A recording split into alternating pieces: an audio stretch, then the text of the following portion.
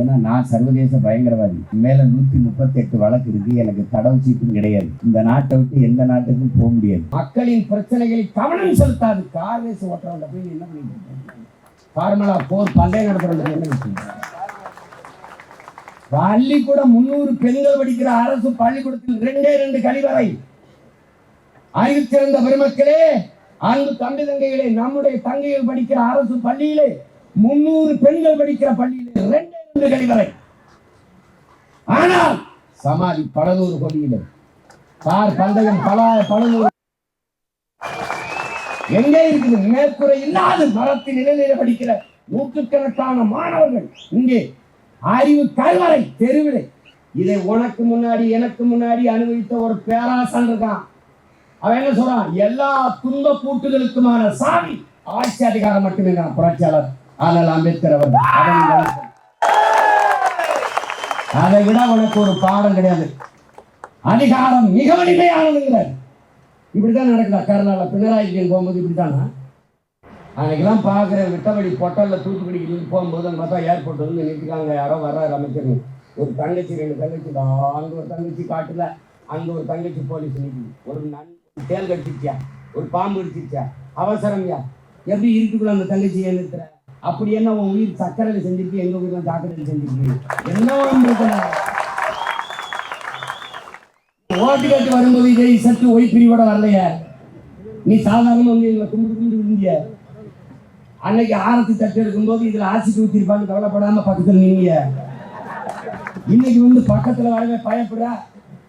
நான் சொன்னேன், நான் கட்சி வச்சிருக்கிறதே இந்த மண்ணின் மக்களின் நலனுக்காக அவர்களுடைய வாழ்க்கையை பாதுகாக்கத்தான். நீ என்னோட வந்துச்சுன்னா அது ரொம்ப பெரிய கேள்விக்குறியாயிரும். என்னை விட்டு தொலைதூரம் தள்ளி இரு.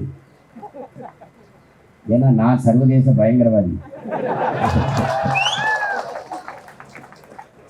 என் மேல 138 வழக்கு இருக்கு. எனக்கு கடவுள் சீட்டும் கிடையாது. இந்த நாட்டை விட்டு எந்த நாட்டுக்கும் போக முடியாது. ஏன்னா போனா நான் நாட்டை தூக்கிட்டு போயிடுவேன்னு நினைக்கிறாங்க. பிரச்சனை. உங்களை இவ்வளவு தூரம் அடக்கி பிடிக்க மாட்டாங்க.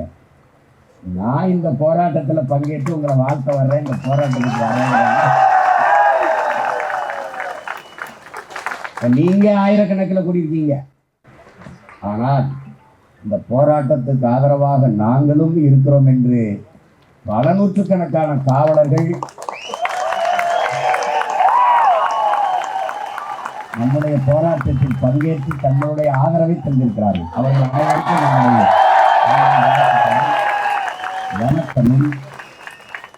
நாம் எவ்வளவு தூரம் ஒடுக்கப்பட்டு நிற்கிறோம் என்பதற்கு என் அன்பு உடன் பிறந்தவர்களை, தம்பி தங்கைகளை, நீங்கள் எண்ணி பார்க்க வேண்டும். நாம் நிற்கிற இடத்தை. உரிமையை இழந்து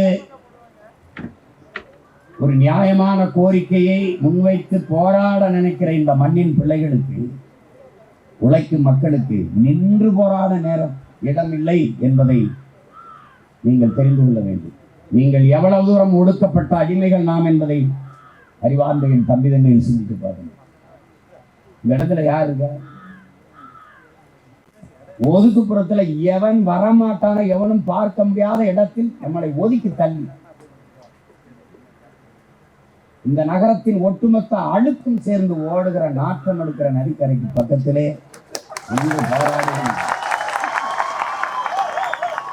கொசு உள்ளே வரக்கூடாது என்று வலையை அடித்துக் கொண்டு தூங்குகிற ஒரு கூட்டம், கொசு உற்பத்தியாகிற இடத்தில் வாழ்கிற ஒரு கூட்டம், நாம் கொசு உற்பத்தியாகிற இடத்தில் நின்று போராடி கொண்டிருக்கிற ஒரு கூட்டம்.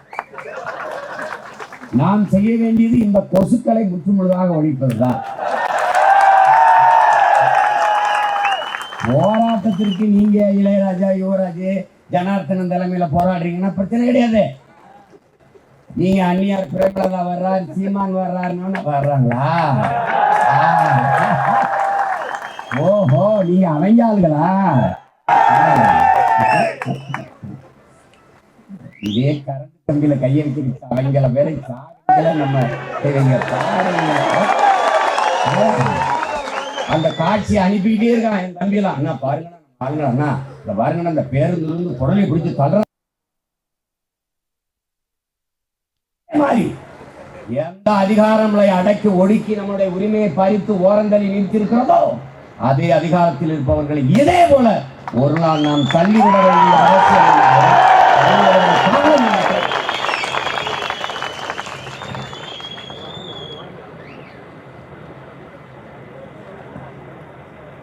அது திரும்பி பார்க்கும்போது பதாகைகள் இருக்கிற மின்சாரம் தாக்கி இறந்து போன நம்முடைய உடன் பிறந்தார்கள் உடலை பார்க்கிற போது ஆடு மாடு கோழிகளுடைய தோலை உரித்தது போல ஒருவர் தோல் வீந்து தொடையோடு தொங்கி கொண்டிருக்கிறதை பார்க்கும்போது அதுக்கப்புறம் என்ன பேசுறதுக்கு இருக்கு? ஒன்றும் இல்லை. இந்த கோரிக்கையில் இன்று நேற்றல்ல நீண்ட காலமாக வைத்து நமது உறவுகள் போராடி கொண்டிருக்கிறார்கள். அறிவார்ந்த தமிழ் சமூக தம்பி தம்பிகளிடத்திலே என் உடன் பிறந்தார்களிடத்திலே சொல்லுவேன், போர்க்குணமற்ற உயிரினங்கள் உலகில் பரிதாபகரமானவை. போராட்டமே வாழ்வின் இருத்தலை உறுதி செய்கிறது. போராடும் போதுதான் மனிதனே பிறக்கிறான் என்கிறான் மார்க்சியம் கருத்து. போராடினா தாண்ட தாயின் வயிற்றிலிருந்து மனிதன் வெளியில வர முடியும். போராட்டமே வாழ்வின் இருத்தலை உறுதி செய்கிறதுங்கிறான். தகுதி உள்ளவை தப்பி பிழைக்கும். Survival of fittest Charles Darwin சொல்றான். தகுதி உள்ளவை தாண்டா தப்பி பிழைக்காது. மனுஷன்ல மட்டும் இல்ல, குரங்குல, நாயில, பூனையில, நரியில, யானையில, கொசு, வண்டு, விட்டி பூச்சி எல்லாத்திலும் இருக்கு. தகுதி உள்ளதான் தப்பி பிழைக்கும். தன்னை தற்காத்துக் கொள்ள முடியாதவன் வாழ்வதில் அர்த்தமே கிடையாது. தற்கொலை செத்து. இது ஏதோ மின்வாரிய பொறியாளர்களுடைய பிரச்சனை கிடையாது. என் பிரச்சனை, என் இனத்தின் பிரச்சனை, இனம் சார்ந்த நாங்கள் எப்படிப்பட்டவர்கள் என்பதை அறிவிச்சிறந்த என் தமிழ் தம்பி தங்கைகள் புரிந்து கொள்ளணும். என் உயிரின் என் உடன் பிறந்தார்கள். இது மீனவன் பிரச்சனை, இது மாணவன் பிரச்சனை, இது விவசாயி பிரச்சனை, இது தானி ஓட்டுகிறவன் பிரச்சனை, போக்குவரத்து தொழிலாளர்களின் பிரச்சனை, மருத்துவ பெருமக்களின் பிரச்சனை, ஆசிரியர் பெருமக்கள், பேராசிரியர் பெருந்தகையின் பிரச்சனை, செவிலிய பெண்களின் பிரச்சனை, இது மின்சார பொறியாளர், மின்வாரிய பொறியாளர்களின் பிரச்சனை என்று புறந்தள்ளுபவர்கள் நாங்கள். இதில் எந்த பிரச்சனையும் என் இனத்தின் பிரச்சனை என்று பார்க்கிறோம். மின்வாரிய பொறியாளர்களுக்கு பிரச்சனை என்றால் மின்வாரிய பொறியாளர்களே போராடி அதை தீர்த்துக் கொள்ள வேண்டும் என்கிற நிலை ஆபத்தானது. மருத்துவர்களுக்கு ஒரு சிக்கல் என்றால் அந்த மருத்துவர்களே போராடி தீர்க்க வேண்டும் என்பது ஆபத்தானது. விவசாயிகள் பிரச்சனை, போக்குவரத்து தொழிலாளர் பிரச்சனை, நாடெங்கிலும் பல்லாயிரக்கணக்கான மக்கள் போராட்டம் போராட்டம் போராட்டம் என்று வீதியில் கொண்டு போராடி கொண்டிருக்கிறார்கள். ஆனாலும் ஆட்சியாளர்கள் சொல்கிறார்கள், ஆகச் சிறந்த ஆட்சியை இணையற்ற ஆட்சி, 2 ஆண்டை சாட்சி, தெருவில் நாங்க கிடக்கிற நாங்களே அதுக்கு சாட்சி.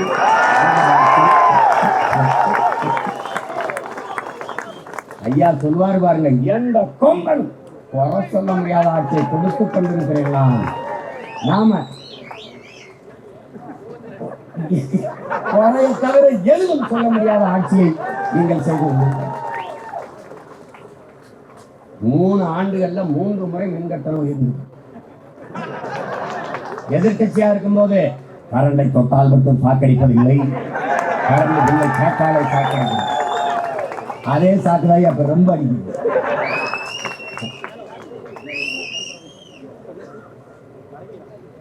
உங்களுக்கு தெரியும் நினைக்கிறேன். நான் எங்க அப்பால விவசாயம் பார்த்து படிச்சு இருந்தது இலவச கரண்ட். நான் கேட்டேன், இலவச கரண்ட் கொடுக்குறோம், விவசாயிகளுக்கு இலவசம் கொடுக்குறோம், இலவச கரண்ட் கொடுக்குறோம். நான் அப்பவே ஐயா கரண்ட கொடுங்க, அப்புறம் அது இலவசமா இல்லை. எங்க ஊர்ல 2 மணி நேரம் தான் கரண்ட்.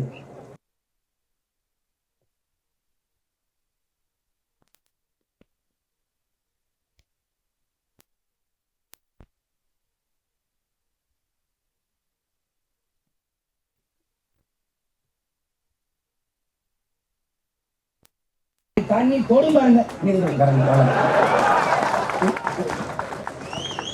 அப்புறம் அம்மா வந்தாங்க, அவங்க ஆட்சியிலே 2 தான், 2 மணி நேரம் தான் இப்படியே காட்டிட்டு வந்தாங்க. நான் அப்போ அந்த நேரம் அவங்க தான் சொல்றாங்கல்ல 2 மணி நேரம் தான் கரண்ட்டுன்னு. நீங்க என்ன தெரியாம எந்த கோரிக்கை நிறைவேற்றப்படும்? மக்களின் பிரச்சனைகளில் கவனம் செலுத்தாது. கார்வேஸ் ஓட்டுறவங்க போய் என்ன பண்ணிட்டு ஃபார்முலா 4 பந்தயம் நடத்துறவங்க என்ன வச்சுருக்காங்க? பள்ளிக்கூடம் 300 பெண்கள் படிக்கிற அரசு பள்ளிக்கூடத்தில் 2 கழிவறை. அறிவிச்சிருந்த பெருமக்களே, அன்பு தம்பி தங்கைகளே, நம்முடைய தங்கைகள் படிக்கிற அரசு பள்ளியிலே 300 பெண்கள் படிக்கிற பள்ளியிலே 2 கழிவறை. ஆனால் சமாதி பல நூறு கோடியில கார் பந்தயம் பல எங்கே இருக்குது? மேற்கூரை இல்லாத மரத்தின் நிலையில படிக்கிற நூற்றுக்கணக்கான மாணவர்கள் இங்கே அறிவு கல்வரை தெருவிலை. நாராணி, உனக்கு மட்டும்தான் பிரச்சனை, நாடே பிரச்சனை இருக்கு.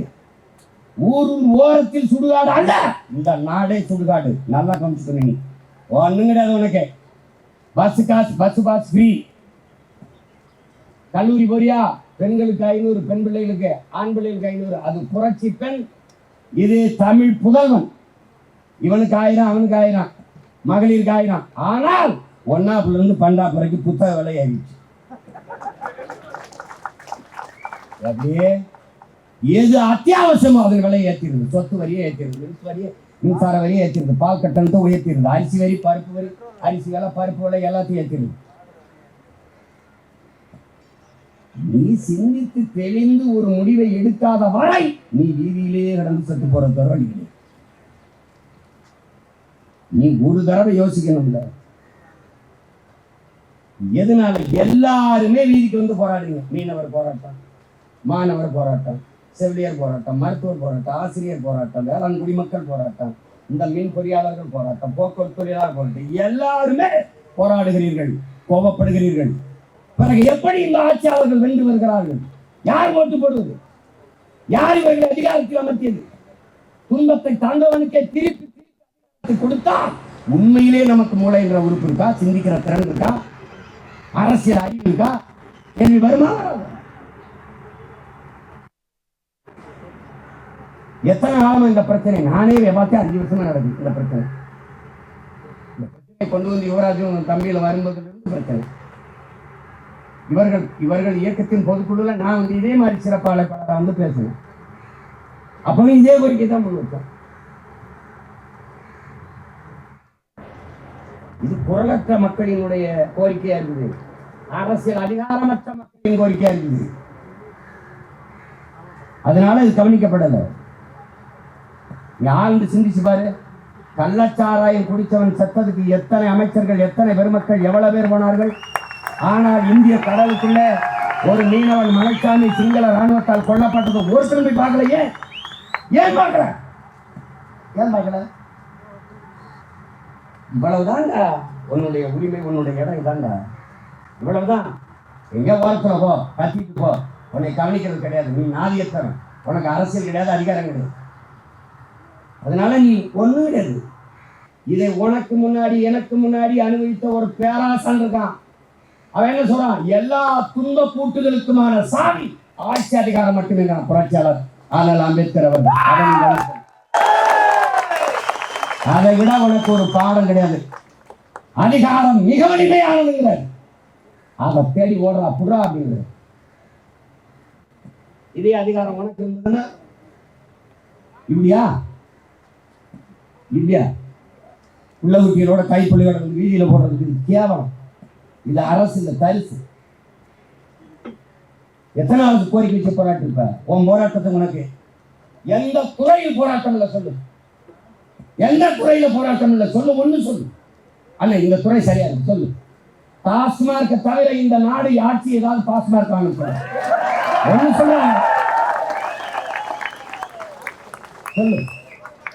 இங்கே நிற்கிற காவலர்களுக்கான கோரிக்கை ஏதாவது நிறைவேற்ற சொல்லு. ஏதாவது சொல்லு. ஒண்ணு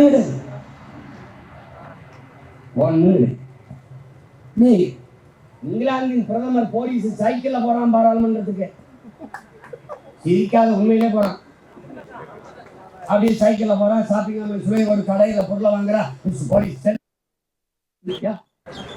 பிரைம் மினிஸ்டர் பிரிட்டன் இங்கிலாந்து இங்க வீட்டுல இருந்து கிளம்புறதுக்கு முன்னாடி 3 மணி நேரத்துக்கு முன்னாடி ஒங்கி ஒங்கி ஒங்கி ஒங்கி ஒங்கி வாங்கி செத்து சங்கூதி போற மாதிரி இசத்து பிரிவு, ஏ பிரிவு, ஒய் பிரிவு, கொசு பிரிவு எல்லா படையிலையும் பாதுகாப்பு. பார்த்தா அதுக்கு நம்ம அக்கா தங்கச்சி அண்ணன் தம்பி பூரா ரோட்ல நிக்கணும். ஒரு அவசரமா ஒண்ணு கொஞ்சம் அப்படியே நிக்க முடியாது. அதுல எனக்கு ஒரு கடிதம் வருது, ஏய் இருக்காதுங்க ஒரு சீரியஸை பாருங்க, 400 பேர் எனக்கு ஒரு கடிதம் வருது. என்னங்க இல்லை, பாதுகாப்பு பணியில் இருக்கிறாங்க. முதலமைச்சர் பாதுகாப்பு பணியில் இருக்கிற பாதுகாப்பு படை வீரர்கள். என்ன கடிதம், என்ன கோரிக்கை? அவ்வளவு செல்போனை வாங்கிட்டு இருக்காங்க. இப்ப முதலமைச்சர் இந்த வழியில வந்துட்டு இருக்காரு பாரு, அங்க ஒரு பிரச்சனை எப்படி அவன் தகவல் கொடுப்பான்? ஏய் அறிவார்ந்த தமிழ் மக்கள் செஞ்சுட்டு பாரு, எப்படி கொடுப்பான்? அவனுக்கு முடியல, உட முடியல, அவசரமா ஒருத்தருக்கு தகவல் கொடுக்கணும், எப்படி கொடுப்பான்? எப்படி கொடுப்பான்? வெயில ரெமனே நிற்கிறான், மயக்கம் வருது, வெயில ரெமனே நிற்கிறான், தண்ணி குடிக்க போகணும், எப்படி தகவல் கொடுப்பான்? போன என்னது கொடுமது? எப்படிப்பட்ட ஆட்சி வரபாரு? இப்படித்தான் நடக்குதா கேரளாவில்? பினராயி விஜயன் போகும்போது இப்படித்தானா? அன்னைக்கெல்லாம் பார்க்குற விட்டபடி பொட்டலில் தூத்துக்குடிக்கு போகும்போது அங்கே பார்த்தா ஏர்போர்ட் வந்து நிறுத்திக்காங்க, யாரோ வர்றாரு அமைச்சர். ஒரு தங்கச்சி 2 தங்கச்சி தான், அங்கே ஒரு தங்கச்சி காட்டுல, அங்கே ஒரு தங்கச்சி போலீஸ் நிற்குது. ஒரு தேல் கடிச்சிருச்சியா, ஒரு பாம்பு கடிச்சிருச்சா, அவசரம்யா, எப்படி இருக்குள்ள அந்த தங்கச்சியை நிறுத்துற? அப்படி என்ன உன் உயிர் சக்கரையில் செஞ்சிருக்கு, எங்க உயிர் சாக்கடையில் செஞ்சிருக்கு? என்ன ஓட்டு கட்டு வரும்போது இதை சற்று ஒய் பிரிவோட வரலைய? நீ சாதாரண வந்து எங்களை கும்பிட்டு விழுந்திய. அன்னைக்கு ஆரத்தி தட்டு எடுக்கும்போது இதுல ஆசிட்டு ஊத்திருப்பான்னு கவலைப்படாம பக்கத்துல நீங்க இன்னைக்கு வந்து பக்கத்துல வரவே பயப்படுற கால கொடுமை. இதுல என் தம்பி சொல்ற மாதிரி இவங்க உங்களுக்கு தெரியாது, நாடு எப்படிப்பட்ட நாட்டிலையும் நான் வாழ்றேன் பாருங்க. நாட்டின் பிரதம அமைச்சர் ஐயா மோடி பேசுறாரு. எப்படி பேசுறார்? விடுதலை பெற்ற 70 ஆண்டு கால இந்தியா. இப்ப கூட 8 ஆண்டு ஆயிடுச்சு. அப்பவும் அவர் தான் பிரதமர், இப்பவும் அவர் தான் பிரதமர் அவர் தான். விடுதலை பெற்ற 70 ஆண்டு கால இந்தியா, இன்னும் மின்சாரமே போய் சேராத பல ஆயிரம் கிராமங்கள். சொல்லிட்டு ஒரு 6 மாசத்துல பணம் செல்லாது டிரான்சாக்சன், மின்னணு பரிமாற்றம், கேஷ்லெஸ் எக்கனாமி, மின்னணு பரிமாற்றம், செல்போன் டிரான்சாக்சன். மின்சாரமே இல்லாத கிராமத்தில் எப்படியா செல்போன் டிரான்சாக்சன் வருவான்? எப்படியா மின்னணு பரிமாற்றத்துக்கு வருவான்னா, நோ ரொம்ப பிரச்சனை. ஆன்டி இந்தியன், அப்பத்தா இந்தியன். என்ன பத்தா அம்மா, நீ பெரிய டிஜிட்டல் இந்தியாவில் இருக்கா, டெவலப்டு கண்ட்ரியில் இருக்கா, டெவலப்டு. அங்க அவன் உடம்புக்கு முடியலன்னு மலங்காட்டுல இருந்து திருக்க பக்கத்துல ஊருக்கு ஹாஸ்பிட்டலுக்கு தூக்கிட்டு வரதுக்குள்ள தொட்டி கட்டி, முன்னாடி ஒருத்தன் கட்டையில பின்னாடி ஒருத்தன் கட்டை எடுத்துக்கிட்டு தொட்டியை கட்டி தூக்கிட்டு வரல, இறந்து வச்சு போகல. இன்னைக்கு பார்த்து டெவலப்பு.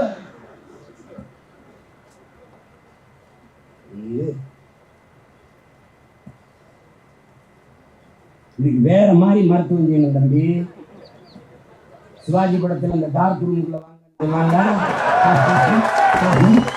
அந்த வேலை செய்யணும், அந்த வேலை செய்யணும். வேலை செய்ய இந்த நம்ம ஜிம் பாய்ஸ்லாம் இருப்பான், பார்த்துருப்பேன், அவனை குறுக்கு மருமா அப்படியே நடக்க விடணும். நடக்கிறதுக்கு பச்சை மட்டை நல்ல கருக்காக ஒரு பய காதல வாங்க மாட்டோம். நீ நினைச்சுக்கிட்டு இருக்க இந்த போராட்டத்தை நீ இப்ப எடுக்க கூடாது. தேர்தல் அறிவிக்கிற இன்னொரு 6 மாசம் இருக்குன்னா அப்ப எடுத்தீங்கன்னா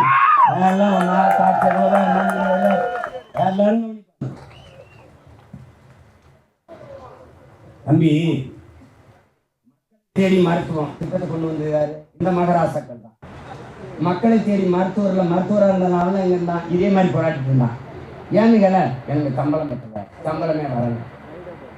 எவ்வளவு சம்பளம்? மாசம் 5000. மக்களை தேடி மருத்துவ வேலை வாய்ப்பை பெருக்கி கொடுக்கிற நாடு. பி படித்தவர்கள் 400 பேர் வாயில் காப்பாளர், வாட்ச்மேன் வேலைக்கு வந்து பார்த்தீங்கன்னாங்க, வாட்ச்மேன் வேலைக்கு. நாட்டில் வேலை வாய்ப்பை பெருக்கிறோம், நாங்கள் வளர்றோம், நாங்கள் முன்னேறோம். ஏதோ ஒன்று நடந்துச்சு கொடுமை. எல்லா துயரத்தையும் தொடக்கணும்னா ஒரு வழிதான் இருக்கு, அதிகாரம் மக்களுக்கானதா இருக்கு. இங்க அதிகாரம் எப்படி இருக்கு தெரியுமா?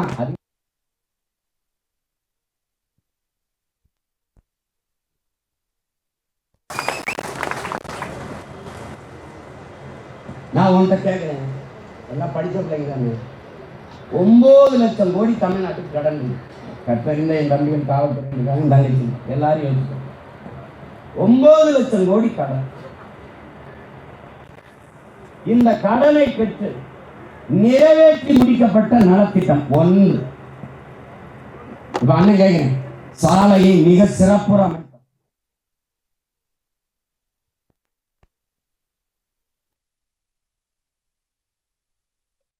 சுத்தப்படுத்தினோம்.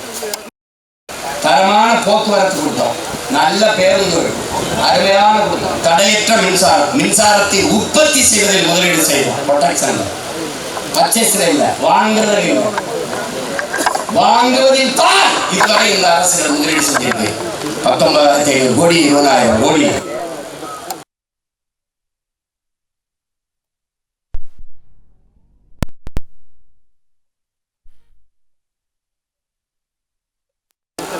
ஒரு அலகு மின்சாரம், ஒரு யூனிட் மின்சாரம் 5 ரூபாய் 7 ரூபாய்க்கு வாங்கினா கூட ஒரு 50. இந்த கமிஷனுக்காக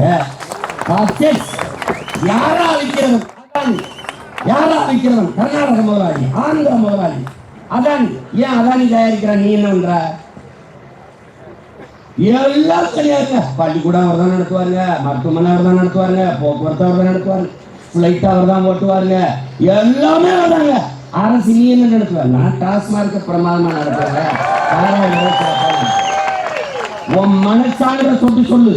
இதே போராட்டத்தை போல டாஸ்மார்க் பணியாளர்கள் ஒரு நாள் இந்த மாதிரி உட்கார்ந்து போராடினாங்க, கடையில வியாபாரம் நடக்கணும், 1/2 மணி நேரத்துல பேசி பிரச்சனை தீக்குமா? என்னடா நீ ஒரு நாடு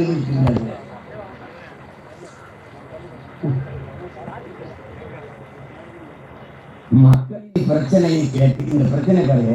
ஒரு அரசு பாருங்க, அரசு நீ நினைக்கிற போலீஸ் நம்மளை பார்த்து நீ அடிச்சு ஒடுக்குன்னு போலீஸ் பார்த்து, போலீஸ் அரசாங்கம் நமக்கு பேசுது. மொத்தமா கூடிட்டாங்கன்னா என்ன பண்றது தெரியாம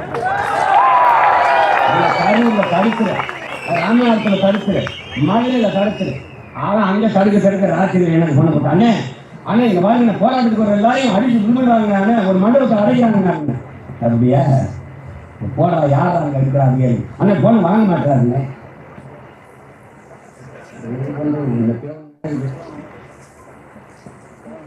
சரி,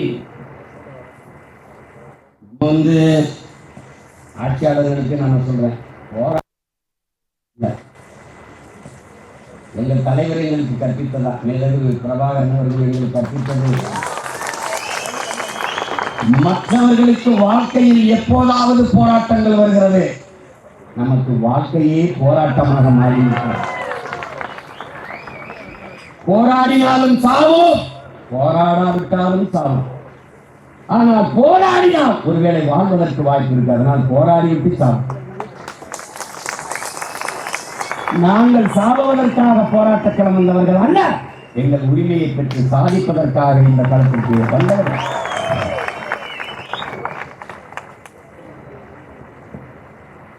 போராடாமல் எதுவும் பிறந்ததில்லை தம்பி, எதையும் பெற முடியாது, எதையும் பெற்றதில்லை, இந்த பூமியில் எதுவும் நடந்ததில்லை. இத்தனை மாறுதல்களும் இவ்வளவு வளர்ச்சியும் இந்த பூமி கண்டிருக்கிறது என்றால் புரட்சியாலும் போராட்டங்களாலும் தான். அதனால் அவருக்கு நினைக்கலாம், இந்த பக்கம் இந்த ஓரத்தில் ஒரு தூவாத்து கரையில் உட்காந்து போராடிட்டு போயிடுவாங்க. நீ விட்டுட்டு இந்த பிரச்சனையை போனாலும் நான் விட்டுட்டு போறதா இங்க பேசின எல்லாம் என் தம்பியில் சொன்னாங்க. அந்த 5000 ஏக்கர்ல ஏர்போர்ட் கட்டுறதுக்கு அவங்க வந்து அண்ணன் நிம்மதியா படுப்பாங்க. ஏர்போர்ட் என்னை தாண்டி தாப்பா கட்டணும். ஊர்ல எல்லையில் ஐயனார் கற்பனை சமைச்சு அதுக்கு அது 5 அடியில தான் 6 அடியில் அறுவடை. அப்படிக்கு ஏன் என்னை தாண்டி தாண்டா ஊருக்குள்ள வந்து வரணும்னு காவல் பையன் நிற்கும்ல, அந்த மாதிரி இந்த இனத்திற்கு ஒரு காவல் பையன் என்ன, அதான் என் தலைவர் பிரபாகரன். அவன் பிள்ளைகள் இந்த நிலத்தில் நிற்கிறான். என் மண்ணுக்கு மக்களுக்கும் ஒரு இடர், ஒரு துயர் என்றால் எங்களை தாண்டிதான் சொல்லணும். அதனால நீங்க கட்டாயம் இந்த கோரிக்கையை ஏற்கணும்.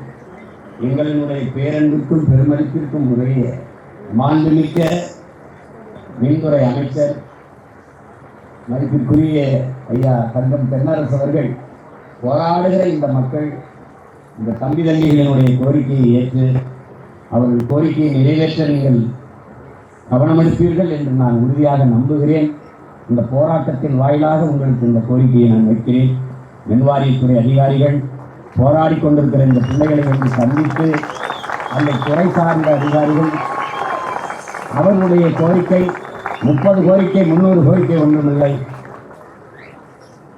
எங்களுக்கெல்லாம் மாதம் 1 லட்சம் ரூபாய் சம்பளம் வழங்குங்கள் என்று அவர்கள் கேட்கவில்லை. இந்த கொடுக்கிற சம்பளத்திற்கு பார்க்கிற வேலையை நிரந்தரம் பண்ணுங்கள் இருக்கிறார்கள். இது உயிரை கொடுத்து செய்கிற வேலை. அந்த வேலையை செய்வதற்கு அந்த பணியை உறுதிப்படுத்துங்கள் என்றுதான் கேட்கிறார்கள். இந்த மக்களுக்காக உயிரை கொடுக்கிற வேலையை உறுதிப்படுத்துங்கள் என்று கேட்கிற ஒரு கூட்டத்தை உலகத்தில் கேட்கிறீங்களா? இந்த கூட்டம் தான். இவ்வளவு நவீன அறிவியல் தொழில்நுட்பம் வளர்ந்துவிட்ட காலத்திலும் போர்த்து கம்பத்தை மின் கம்பத்தை தோளில் தூக்கி கொண்டு போவது, குழி தோண்டுவது, வெட்டுவது, துளைப்பது பல முறை பேசிட்டேன். அமெரிக்காவில் உங்கள் கழிவை ட்ரைனேஜுக்குள்ள அந்த கழிவு இறங்கி எந்திரம் எடுத்து போடுது, அப்படியே உள்ள போக அடிக்கிறது. வாக்கு ஓட்டு போடுறதுல வாக்கை சீட்டில் போடுறான், தாளில் போடுறான். அமெரிக்காவில் கழிவை எந்திரம் அல்லது இங்கே கழிவை எங்கால அல்றான், மனுஷன் அல்றான், ஓட்டா எந்திரத்தில் போடுறான். இதுக்கு பேர் என்ன? டெவலப், வளர்ச்சி, டிஜிட்டல். டிஜிட்டல் இதில் என்னப்பா டிஜிட்டலில் வருதுப்பா, அதெல்லாம் டிஜிட்டலில் வருது. நல்லா கவனிச்சுக்கணும். அண்ணா பல்கலைக்கழகத்தில் 211 பேர் 2500 இடத்துல வேலை பார்க்குறதா சொல்லி கையில் போட்டு சம்பளம் வாங்கியிருக்கான் 10-12 வருஷமா. அந்த அண்ணா பல்கலைக்கழகம் தான் உயர்ந்த தொழில்நுட்பத்தை கற்பிக்கிற கல்வி கூடமாக இருக்குது. எப்படிங்க அது விட்டீங்க அப்படின்னா, ஆதார் அட்டையை வெவ்வேறு படங்களை ஒட்டி கொடுத்து எங்களை ஏமாற்றிட்டாங்க. நல்லா கவனிச்சுக்க. ஆதார் தான் அனைத்து வழிக்கும் நிவாரணம். ஆதார் தாங்க இல்லை, ஆதார் இல்லைன்னா ஒன்றும் பண்ண முடியாது. அந்த ஆதாரை வச்சு ஒப்பமையாக ஆட்டை போட்டு போயிட்டான். நீ வந்து ஆதாரை வச்சே உதாரணத்துருக்கான் அவனுக்கு. நீ எங்ககிட்ட ஆதார் நீங்க கேட்டாங்க, இந்த கண்ணின் கருவிலியை காட்டு, கை ரேகை. ஐயா அந்த கையெல்லாம் குறுகி இருக்கிற பெருநோய் கொடுத்துருக்கிறாங்க அவங்கள குஷ்ட நோயாளிகள். அவங்க எப்படியா கை ரேகை வைப்பாங்கன்னு என்னைய பார்க்குறான். ஐயா பார்வையற்றவர்கள் வந்து கருவிலியை எப்படியா காட்டுவாங்க? பார்க்குறது அப்படியே என்னை பார்க்குறான். பார்த்து பக்கத்துக்கு ஆரம்பிச்சுட்டு இருக்கிறான். Is revolutionist. நான் வந்து ரெவல்யூஷனிஸ்டா? என்னையா முன்னேற்றச்சுன்னா பயங்கரவாதிங்கிறீங்க, இல்லை தீவிரவாதிங்கிறீங்க, என்னையா உங்கள் பிரச்சனை அப்படின்னு கடைசி வரை இல்லை. உங்களுக்கு தெரியுமா, ஒரு முதியவர் பெருநோய் பெற்றவர் நடக்க முடியாது, தவழ்ந்து தான் போவார். அவர் இந்த அரசு கொடுக்குற ஊக்கத்தொகை மாதம் 500 ரூபா வாங்கி கொடுக்குறாரு. அவருக்கு ஆதார் இல்லைன்னு நிப்பாட்டிட்டாங்க. அவர் எங்கே போய் ஆதார் எடுப்பாரு? இந்த சட்டங்களையும் திட்டங்களையும் எங்கே கொண்டு போடுறதுன்னு தெரியல. அன்பிற்குரிய தம்பி தங்கிகள், நீங்கள் நம்பிக்கையோடு போராடுங்க. நீங்கள் இந்த போராட்டத்தில் பங்கேற்றிருக்கீங்க. பங்கேற்க முடியாமல் பல இடங்களில் காவலர்களால் தடுத்து நிறுத்தப்பட்ட தம்பி தங்கைகளும் உணர்வோடு உங்களோட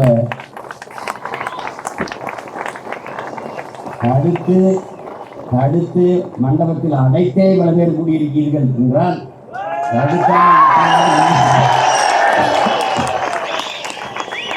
என்ன நடந்திருக்குன்னு பார்க்கணும்.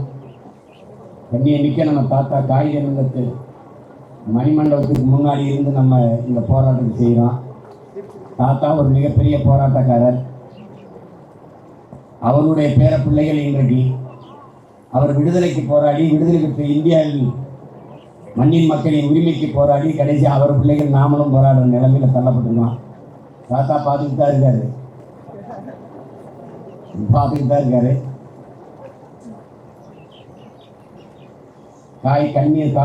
காயிதே மில்லத், அவர் பேர் இஸ்மாயில், முகமது இஸ்மாயில் தான் அவர் பேர். காயிதே மில்லத் என்றால் வழிகாட்டும் பேரொழி என்று அர்த்தம். நம்முடைய போராட்டத்துக்கு தாத்தா ஒரு வழிகாட்டி பேரொழியாக இருந்திருக்கார். ஆமாம், பாப்பா ஒன்றும் இல்லை, நாளைக்கே கடலையே கடந்துட்டான். கரை தான் இருக்கு. 3 ஆண்டை கடந்துட்டான். அதிகபட்சம் போனால் இன்னும் 17 மாதங்கள். நமக்கும் ஒரு காலம் வரும், அந்த காலத்தை நாம் உருவாக்குவோம். அன்னைக்கு எல்லாம் இந்த ஹேங்மேனுக்கு பணி நிரந்தரம் பண்ணாதவர்களை ஹேங் பண்ணுவோம். கவலைப்படாமல் இருக்க. நம்பிக்கை தான் முக்கியம். ஏன்னா இது இங்கே தற்சோர்வு அடைஞ்சிடாதீங்க.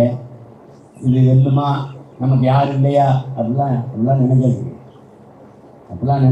ஒரு பிரதிநிதி தான், உங்களுக்காக குரல் கொடுக்க உங்கள் உடன் பிறந்தவன் நான் இருக்கேன். இந்த வந்துட்டாங்க அந்நியார் பிரமுலகா எழுந்தாரியா எல்லாரும் வந்துட்டாங்க. மக்களுக்காக மக்களை நேசிக்கிறவர்கள் எப்பவும் உங்க கூட இருப்பாங்க. நீங்கள் ஓட்டு போடுங்க, போடாமல் இருங்க, ஆதரிங்க, ஆதரிக்காமல் போங்க, அதை பற்றி கவலை கிடையாது. எங்கள் பிறவிக்கடன் என் மக்களுக்காக போராடுவது, அவர்கள் கூட நிற்பது.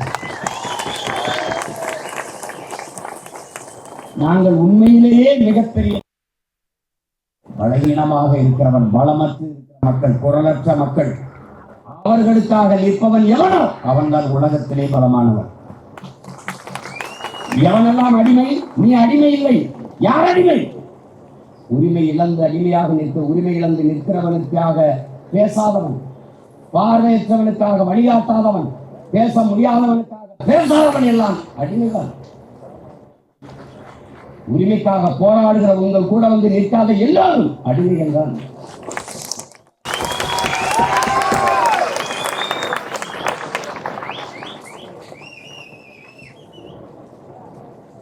போராடாமல் இது ஒன்றையும் பெற்றதாக வரலாறு நமக்கு கற்பித்ததில்லை. தொடர்ந்து போராடும். என் அன்பிற்குரிய தம்பி தங்கைகளே, அலை கரும்பாறையை கரைப்பது தன் வலிமையால் அல்ல, விடாமுயற்சியால். நாம் தொடர்ந்து போராடி நம் கோரிக்கைகளை நிறைவேற்றும். ஒன்றுதான் உங்களுக்கு உங்கள் அண்ணன், உங்கள் உடன் பிறந்தவன் ஒன்று சொல்ல கடமைப்பட்டிருக்கிறேன். மக்களின் பிரச்சனைகளை அரசு கையில் எடுக்காத போது அரசை மக்கள் கையில் எடுப்பதை தவிர வேறு வழி இல்லை. இந்த அதிகாரத்தை மக்களுக்கான அதிகாரமாக மாற்று. மக்களை பற்றி சிந்திக்கிற, மக்களின் வாழ்க்கை குறித்து, மக்களின் எதிர்கால நல்வாழ்வு குறித்து, மக்களின் பாதுகாப்பு குறித்து சிந்திக்கிற ஒரு அதிகாரத்தை நீ நிர்வாக வரை நீ நிற்கதியாக வீதியில் நிற்க வேண்டிய நிலைமைதான் இது.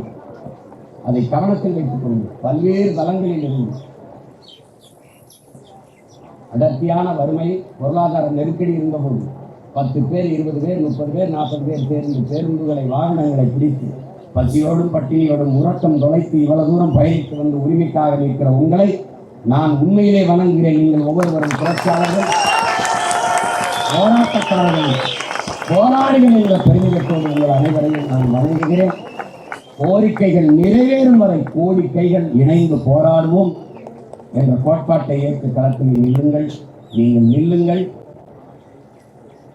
உங்களுக்கு உங்கள் அருகிலே விடுகிற நிலம், நீங்கள் நடங்கள். உங்களை பின்தொடர்ந்து வருகிற நிலம் இந்த அண்ணன் என்பதை நீங்கள் களத்தில் வைத்துக்கொண்டு களத்தில் நில்லுங்கள். தொடர்ச்சியாக நில்லுங்கள், வெல்லுங்கள். இந்த போராட்ட கோரிக்கைகள் வெல்லட்டும், அரசு கவனத்தில் இருக்கட்டும். ஒரு மதிப்பிற்கும் பேரண்டிற்குரிய மின்துறை அமைச்சர், எங்களுடைய மதிப்பிற்குரிய ஐயா தங்கம் தென்னரசு அவர்கள் போராடுகிற இந்த எளிய பிள்ளைகளினுடைய கோரிக்கையை கேட்டு அதை நிறைவேற்றி கொடுக்க வேண்டும் என்று அன்போடு வேண்டுகிறேன். களத்திலே நிற்கிற என்னுயிர் தமிழர்கள் அனைவருக்கும் புரட்சிகரமான என் வாழ்த்துக்களும் வணக்கமும். புரட்சி எப்போதும் வெல்லும். உங்கள் போராட்ட வெற்றி அதை சொல்லும். நன்றி, வணக்கம்.